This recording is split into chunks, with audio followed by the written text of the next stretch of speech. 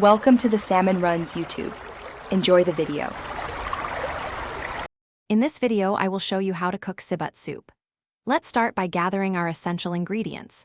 For the main protein, you'll need either one whole chicken, cut into 8 pieces, or 1 kilogram of tender pork ribs. The heart of this dish is the Sibut herb pack, which usually contains 4 to 6 distinct dried herbs. You'll also need 2 liters of water, 2 tablespoons of soy sauce, and 1 teaspoon of salt to perfectly season your delicious soup. Now, let's get everything prepped for cooking. First, blanch your chicken or pork ribs in boiling water for about 5 minutes. This helps remove any impurities and ensures a clear broth. Next, give your Sibut herb pack a good rinse under cold, running water to clean off any dust. If you're adding optional ingredients like goji berries or dried shiitake mushrooms, make sure they are also cleaned and ready to go.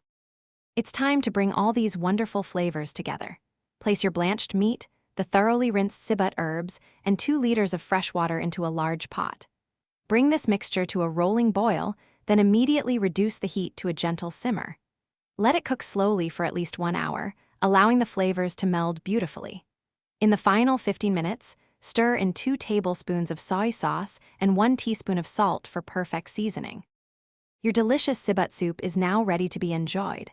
Ladle the hot soup into bowls, and if you like, garnish it with a sprinkle of fresh cilantro or finely chopped spring onions for an extra touch of freshness.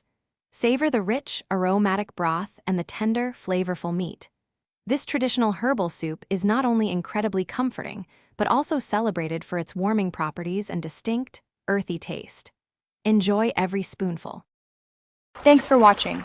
Consider subscribing if we helped you.